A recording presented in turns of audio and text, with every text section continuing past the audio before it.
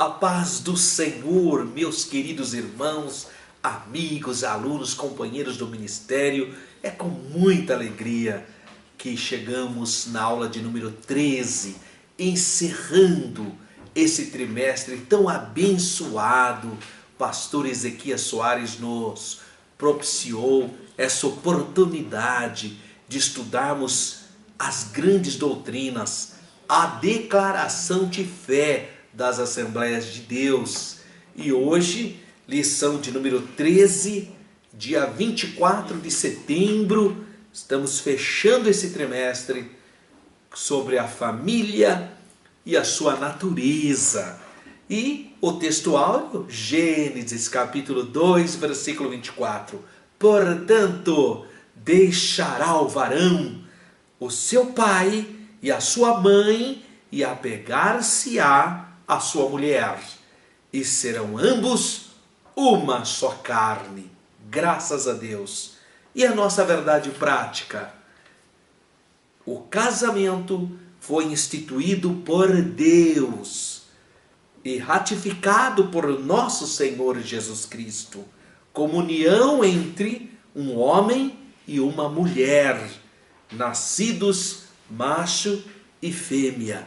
Graças a Deus. Então vamos fazer uma rápida reflexão sobre o texto áureo, como fizemos nessas lições subsequentes. Gênesis capítulo 2, versículo 24. Onde está o contexto do nosso texto áureo? Gênesis capítulo 2. No Gênesis capítulo 2, então, vem uma palavra de Deus para o casal.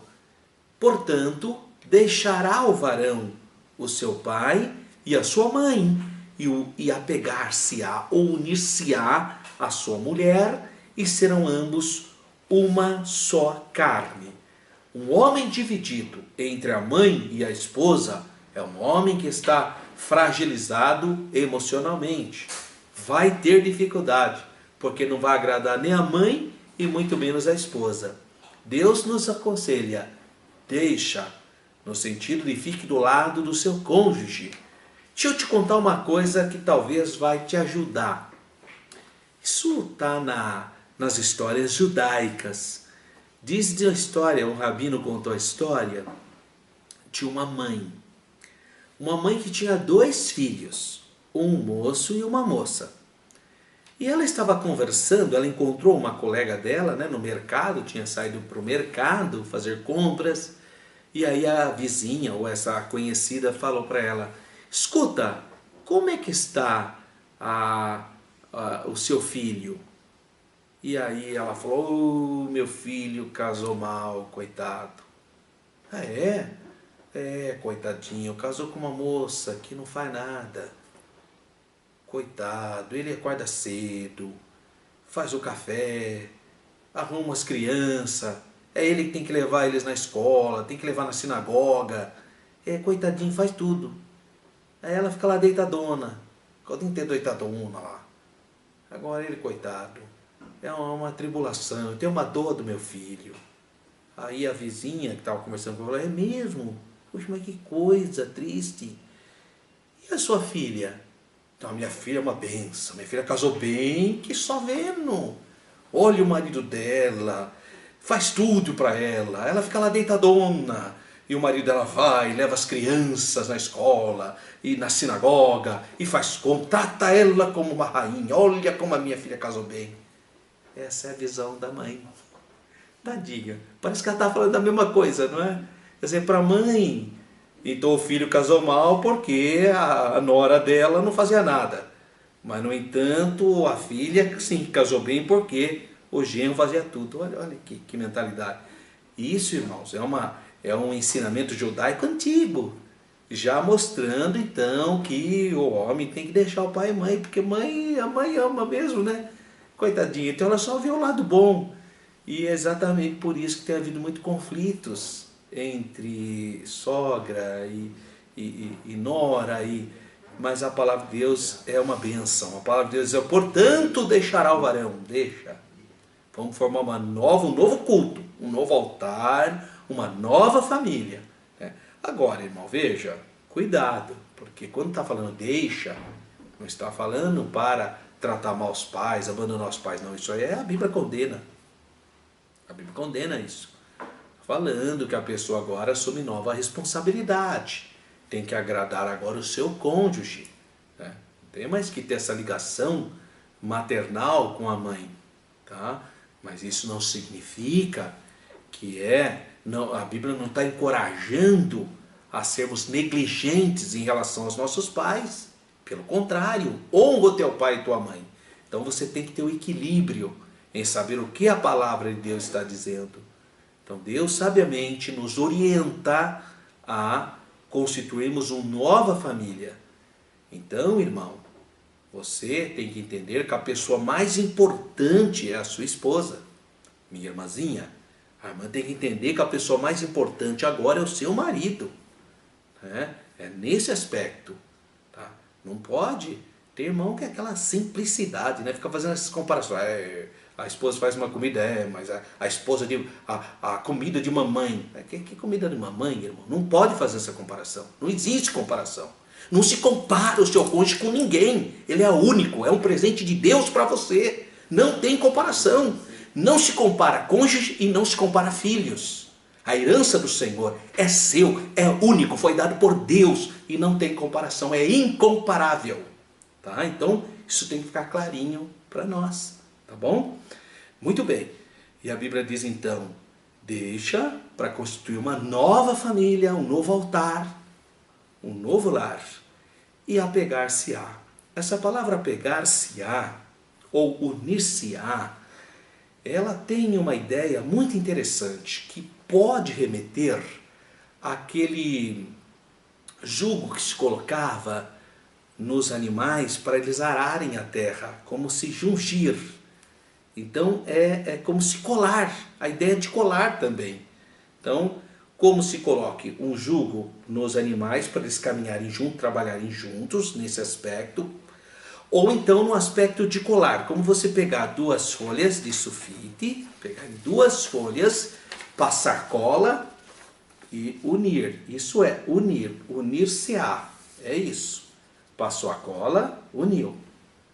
Então quando a pessoa está diante do Senhor na hora do casamento, está lá o moço e a moça, então ele está sendo colado naquele momento lá na hora da cerimônia. Está sendo colado. Então unir-se-á. E depois que se uniu, não pode mais descolar. Se for tentar descolar, vai rasgar. Porque o que Deus uniu, o que Deus jungiu, não pode o homem separar mais.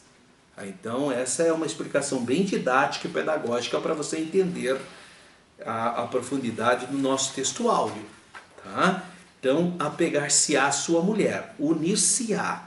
E olha que coisa extraordinária, o mistério da unidade plural. E ambos, os dois, tornar-se-ão um.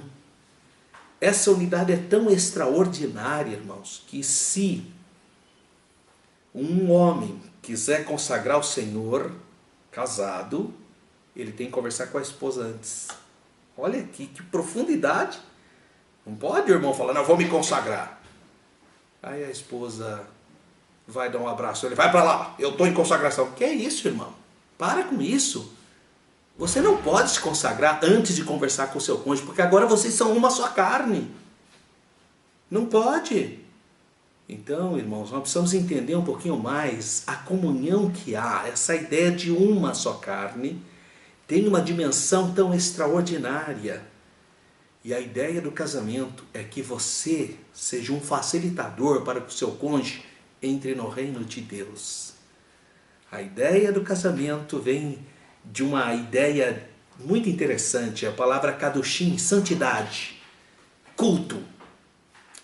Viver em casamento é você ser um facilitador para que o seu cônjuge entre no reino de Deus. Essa é a ideia, que o nome do Senhor seja glorificado através do seu casamento. É uma unidade extraordinária. Jesus, o casamento é tão maravilhoso que ele começa em Gênesis e acaba em Apocalipse, né? Não acaba, continua em Apocalipse, né? Que é o casamento da igreja com o Senhor Jesus. E quando o Senhor quer falar de relacionamento glorioso, mesmo espiritualmente, Ele vai falar do relacionamento do marido e da mulher. Então veja que instituição criada por Deus, protegida por Deus e tem a bênção de Deus. Então é muito importante nós compreendermos. Eu fiz um comentário de Gênesis 2:24, então eu sugiro para você entrar no site www.professoralberto.com.br e lá tem o meu comentário. Quero aproveitar a oportunidade para dizer que eu trabalho também com palestras para a família. E tenho dado muitas palestras para as famílias. Então eu sugestiono para você, irmão, que é dirigente de congregação, ou mesmo que seja professor de escola dominical, que dê ênfase para a família. É muito importante isso. Seja um abençoador das famílias, tá certo? Bom, a nossa lição então tem como tema, objetivo central ou geral, apresentar o ensinamento bíblico sobre a origem e o propósito da família. E tem objetivos específicos, que é mostrar a formação do ser humano, explicar a origem da família e o papel da mulher na sociedade israelita, especificar os princípios básicos da família e conscientizar os cristãos, os crentes, acerca do desafio da igreja hoje, o desafio que a família encontra nos dias de hoje. Você tem uma introdução, falando sobre a importância então desse assunto, e vem o ponto central. O casamento entre um homem e uma mulher foi instituição. É invenção de Deus. É Deus que criou isso. Tá? É invenção de Deus. É coisa maravilhosa. É coisa de Deus. Bom, primeiro tópico, a origem. Homem e mulher. No relato da criação, ambos aparecem juntos, mostrando igualdade ontológica do homem e da mulher. O texto de Gênesis, capítulo 1, versículo 27, diz: E criou Deus o homem à sua imagem. A imagem de Deus o criou. Não foi imagem de anjo. Não foi imagem. Quando Deus fala, façamos o homem à nossa imagem, à nossa semelhança, é a imagem de Deus. No sentido do quê? No sentido moral, afetivo. Então, não é imagem material. Mas também não é imagem de anjo. Tá? A imagem de Deus os criou. E criou macho e fêmea. A palavra hebraica usada para homem é Adam, ou Admá, que serve tanto para o nome do primeiro homem, que é Adão, em português, como também para homem, no sentido de representante do gênero humano, do ser humano. Semelhantemente à palavra grega anthropos. A expressão final, macho e fêmea os criou, mostra que Adam, nesse sentido, diz respeito ao ser humano, à humanidade. Isso revela a igualdade de ambos, macho e fêmea, homem e mulher, como portadores da imagem, a expressão de Deus. A diferença está na sexualidade. Isso é tão sério, irmãos, isso é tão sério, que o apóstolo Pedro, usado pelo Espírito Santo na sua primeira epístola, capítulo 3, versículo 7, fala algo extraordinário. Ele diz: igualmente vós, maridos, honrai as vossas mulheres. Olha, honrai a mulher como um vaso mais frágil, como sendo coerdeiras da mesma graça.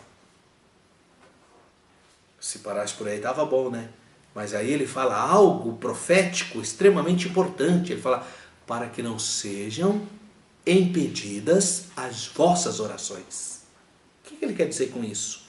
Ele quer dizer que se você tratar mal o seu cônjuge, que é o vaso mais frágil, não honrar o seu cônjuge, tratar mal, Deus não ouvirá a sua oração. Impedimento de oração. Então é sério isso. Veja as dimensões espirituais do nosso relacionamento conjugal. Deus nos convida, irmão, me convida você nessa reflexão a vivermos uma família onde o nome do Senhor seja glorificado. Que eu entenda que como pai, como cônjuge, como filho, tudo é para a glória do nome de Deus. Eu preciso entender essas lições espirituais. Muito bem. 2. A formação da mulher. Você sabe que no capítulo 1 de Gênesis, nos 31 versículos, aparece 7 vezes a expressão "e viu Deus que era bom". 7 vezes. Bom, cria isso, cria aquilo, cria o mar, cria o céu, cria os animais, répteis. Viu Deus. Aí a nota que Deus dá. Muito bom. Abruptamente, no capítulo 2 de Gênesis, versículo 18, pela primeira vez aparece a expressão "não é bom". Primeira vez aparece a negativa divina, o não de Deus. E o que não é bom? Que o homem esteja solitário. Deus é contra a solidão. Não é bom que o homem esteja só. O poeta do século XVII, o inglês, que ele fala, nenhum homem é uma ilha. Então não é bom que o homem esteja só. Então forma a mulher. A Bíblia nos conta como a mulher surgiu na história humana.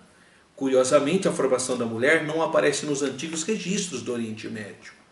No relato da criação, então, em Gênesis, a formação do homem só aparece uma vez, Gênesis 2:7, e 6 vezes a formação da mulher, entre os versículos 18 a 23. O termo adjutora, do versículo 18, quer dizer auxiliadora, conforme vemos na Almeida Revista e Atualizada. Eu quero chamar a sua atenção para a expressão auxílio. Por quê? Porque o Deus de Israel se apresenta como auxílio. Ele é o auxílio de Israel. E as nossas cônjuges, a nossa esposa, deve se apresentar também como auxílio, auxiliadora. Veja que é o mesmo papel do Deus de Israel em relação a Israel. Então não existe nada aqui de inferioridade, mas existem funções importantes, funções feitas e administradas por Deus. Então, assim como Deus é auxílio de Israel, o seu cônjuge, a sua esposa, é auxílio para você. Eu aconselho você a ouvir mais a sua esposa. As mulheres são mais sensíveis. As mulheres de Deus, como a Bíblia fala, santas mulheres de Deus, são bênção na vida dos seus cônjuges. Auxílio, adjutora. O termo hebraico que fala como diante dele, em versículo 18, parte B, tem a ideia de igual e adequado. O relato da criação pressupõe então que Deus colocou o homem como prioridade governamental, mas que ambos os sexos, homem e mulher, são mutuamente dependentes, um depende do outro. Em outras palavras, para haver a plenitude, ambos têm que estar em plena comunhão, união, graças a Deus. Síntese do tópico 1. A origem da família remonta à criação do homem e da mulher, como base na formação familiar. Há um subsídio muito interessante que fala sobre a família projeto de Deus. Há uma série de explicações. Isso foi tirado de um livro chamado A Família no Antigo Testamento, do nosso querido professor Esdras Bento, da CPAD. Tópico 2. A família. Primeiro, conceito de família entre os antigos hebreus. Como os hebreus percebiam a família? O lar, então, era parte da clã, tribal. Por sua vez, nação, formava a nação. O lar constituía-se do quê? De pai, mãe e filhos. A família nuclear. Considerando que a base da economia do antigo Israel era a agricultura e pastoreio, a família nuclear com poucos membros teria dificuldade, porque faltaria mão de obra, não é? Por isso ela poderia se estender aos parentes próximos, por isso que formavam basicamente o clã. Um exemplo interessante é de Saul, e ele dá esse exemplo aqui, que faz a menção do pai, do avô, do bisavô, do trisavô e também da tribo, em 1 Samuel 9, capítulo 9, versículo 1 e 2. Subtópico 2 do item 2. O papel da mulher na sociedade israelita. A tarefa do homem e da mulher era a mesma, sendo que a mulher cuidava da casa e ajudava o marido nos trabalhos diários para o sustento da família. A sentença divina por ocasião da queda no Éden está lá em Gênesis capítulo 3, versículo 16. O que diz Gênesis capítulo 3, versículo 16. Vem aqui a palavra: e a mulher disse: multiplicarei grandemente a tua dor e a tua conceição, com dor terás filhos, e o teu desejo será para teu marido, e ele te dominará. Então isso significa que a mulher se dedicaria ao trabalho da mesma forma que o homem, e também à maternidade. A mulher não é inferior, não existe inferioridade aqui, mas o homem é, por posição, o chefe do clã, o pastor do lar, o sacerdote do lar. Quero chamar a atenção porque eu já vi pregadores, irmãos, uma simplicidade também, né? A pessoa precisa estudar mais antes de fazer uma afirmação dessa. Mas eu já vi pessoas dizendo: aqui de acordo com Gênesis 3,16, está dizendo aqui que a mulher terá dor, porque será que ela já tinha tido filho sem dor? Então será que a mulher já teve filho? Irmão, não tem nada a ver, não é possível isso, não houve outros filhos. Por que nós sabemos? Porque nós podemos afirmar categoricamente que Eva não teve filho antes da queda. Romanos capítulo 5. Por causa de Romanos capítulo 5 fala do pecado original. Então não é possível. Essa inferência é equivocada e é completamente desconstruída com Romanos capítulo 5, que fala do pecado original. Não é possível o homem e a mulher terem tido filhos no Éden. Eles tiveram filhos só após a queda. Por isso que todos pecaram e todos têm o DNA, todos têm o pecado original. Tá? Muito bem. Síntese do tópico 2. A família nuclear constitui-se de pai, mãe e filhos, onde homem e mulher exercem funções distintas. Há um subsídio explicando a constituição da família nuclear, com base também no livro do professor Esdras Bento, A Família no Antigo Testamento. 3. Princípios básicos. Casamento é o mais fundamental de todas as relações humanas. Trata-se da união íntima e verdadeira entre duas pessoas de sexo opostos, que manifestam publicamente o desejo de viverem juntas, mediante um pacto solene e legal. Não existe no universo, meus irmãos, entre os seres humanos inteligentes, uma intimidade maior do que a que existe entre um marido e uma mulher, exceto apenas entre as três pessoas da Santíssima Trindade. Mas aí nós estamos falando de teologia, né? Deus estabeleceu a família para o companheirismo mútuo. Isso é saudável, isso produz saúde, felicidade dentro dessa convivência amorosa. Então a declaração do nosso texto áudio: portanto deixará o varão, o pai e a mãe, e unir-se-á ou apegar-se-á à sua mulher, e serão ambos uma só carne, apresenta 3 princípios do casamento. 3 princípios fundamentais. Primeiro, monogamia. O que é isso? Casamento entre um homem e uma mulher. Isso é monogamia. 2, heterossexualidade. Macho e fêmea. O casamento divino de Deus é entre um homem e uma mulher. Por quê? Porque entre um homem e uma mulher há um potencial de preservação da espécie humana. Se não for assim, não há possibilidade de preservação da espécie humana. Essas uniões que se vê por aí não gera. É híbrido. Não se depender dessas uniões, acaba a humanidade. O que Deus estabeleceu, o que é divinamente estabelecido por Deus, um homem e uma mulher, tem potencial de preservação da espécie humana. E a indissolubilidade do casamento. Indissolúvel, que Deus uniu, não separa o homem. Eu já dei a explicação das folhas de sulfite. Se for separar, rasga. Alguém vai sair machucado. E aí então a lição vai explicar o que é a monogamia, explicando que é entre um homem e uma mulher, vai falar sobre a heterossexualidade, macho e fêmea, porque tem esse potencial de perpetuação da espécie humana. E 4, a indissolubilidade. O que Deus uniu, não separe o homem, não se atreva a separar o homem. O voto solene de fidelidade um ao outro é até que a morte os separe, que se ouve nos nubentes, não é? No casamento. Isso não é mera formalidade não, tá? Tá na palavra de Deus. Então o casamento só termina pela morte de um dos cônjuges. Ou a outra exceção é a infidelidade conjugal, ou pela deserção por parte do cônjuge descrentes, como diz lá em 1 Coríntios 7,15.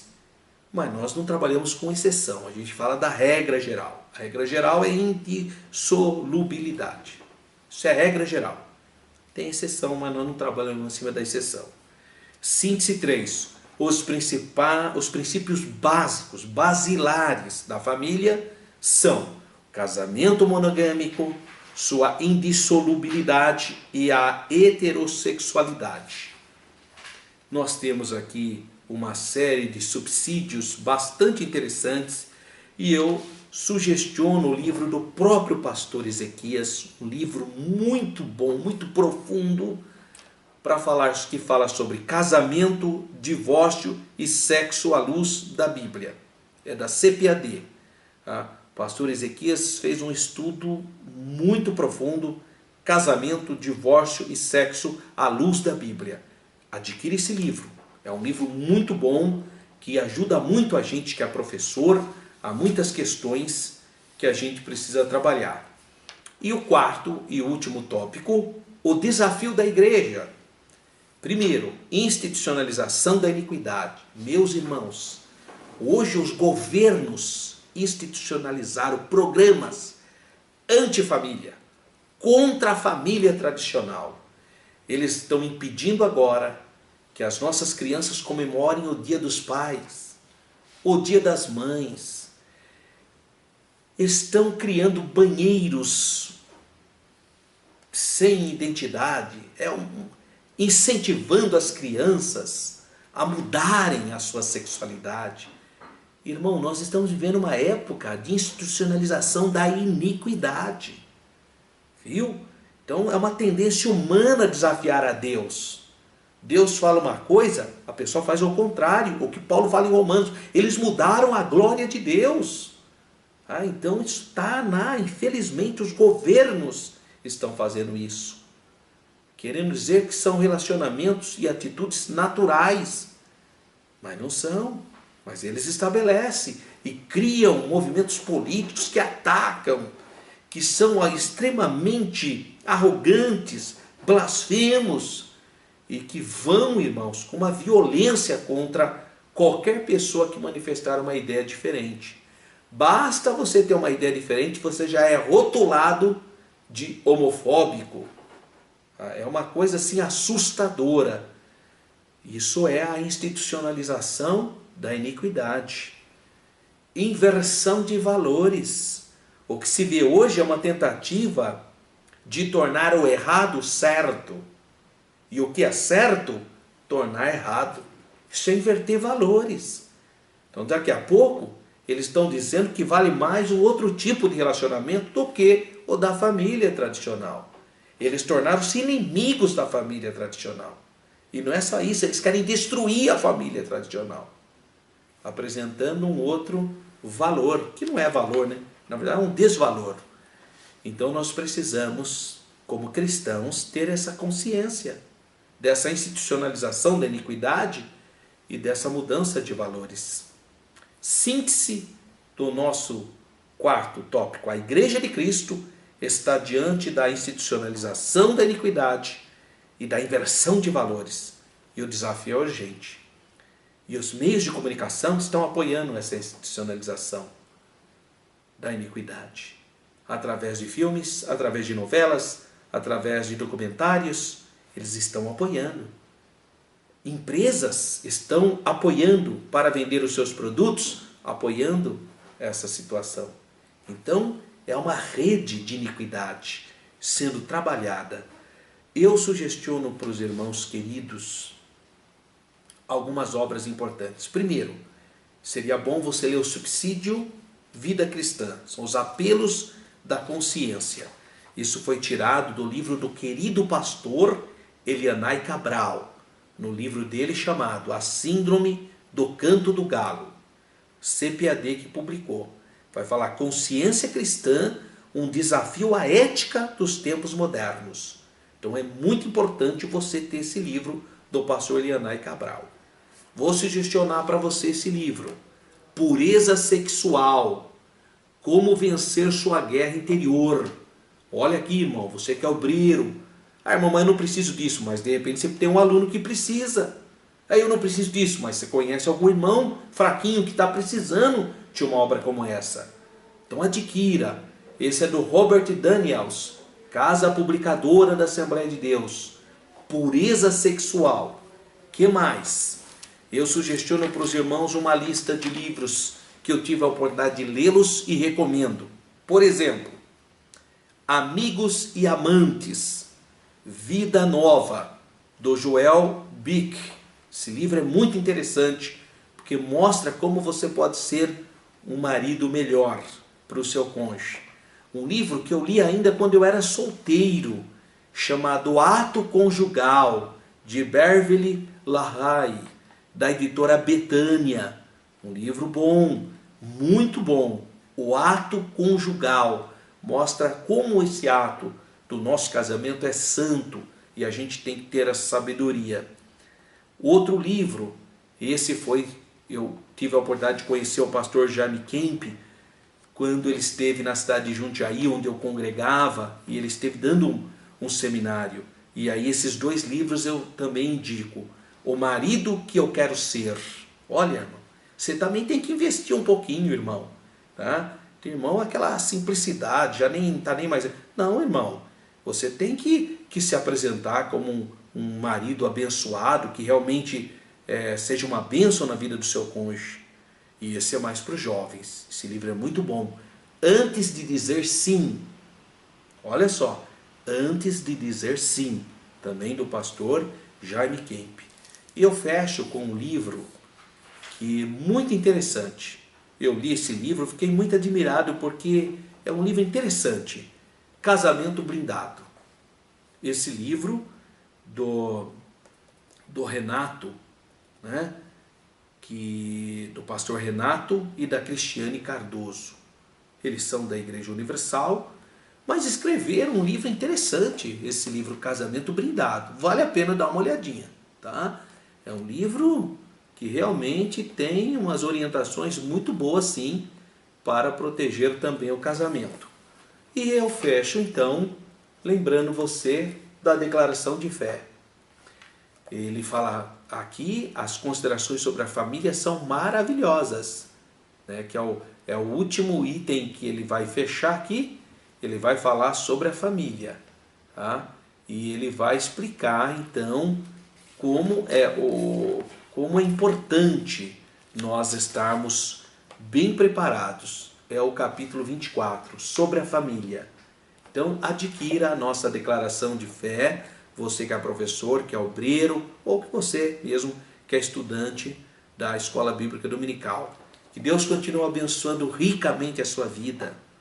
Tá? Essa lição deve ser guardada. Guarda essa lição. Viu? Normalmente a gente, quando termina a lição, a gente doa. Né? Doa a lição, porque para outros. Mas eu sugestiono a você a guardar essa lição. Essa lição é um tesouro. Uma lição extraordinária. E você deve guardá-la. Nesse trimestre nós estudamos a Bíblia, que foi a lição de número 1. Estudamos sobre o monoteísmo, cremos em Deus Pai Todo-Poderoso, lição 2. A lição 3, a doutrina da Santíssima Trindade. A lição 4, o Senhor Jesus Cristo, duas naturezas, o Verbo que se fez carne. Lição 5, a pessoa bendita do Espírito Santo, nosso Consolador, nosso advogado. Lição de número 6, a pecaminosidade do homem, o pecado original, porque todos pecaram. Lição de número 7, a necessidade do novo nascimento. Quem agora está em Cristo, nova criatura é, as coisas velhas se passaram, eis que tudo se fez novo. Lição 8, a Igreja de Cristo.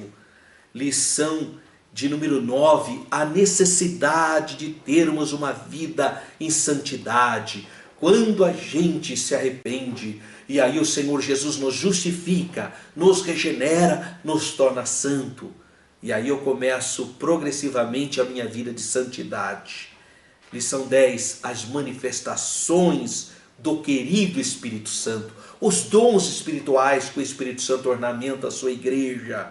Lição 11, a segunda vinda de Cristo em duas fases. A primeira para arrebatar a igreja, a segunda para implantar o reino milenal, o reino de 1000 anos. Lição 12, o mundo vindouro, o juízo final e a nova criação, o novo lar que Deus criou para que eternamente nós vivamos com Ele. E a lição de número 13, essa última lição, a família.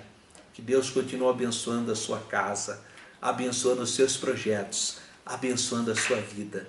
Eu quero te convidar uma vez mais para participar da nossa aula de capacitação continuada. Todo sábado, a partir das 16 horas, na Igreja Assembleia de Deus, Ministério Belém.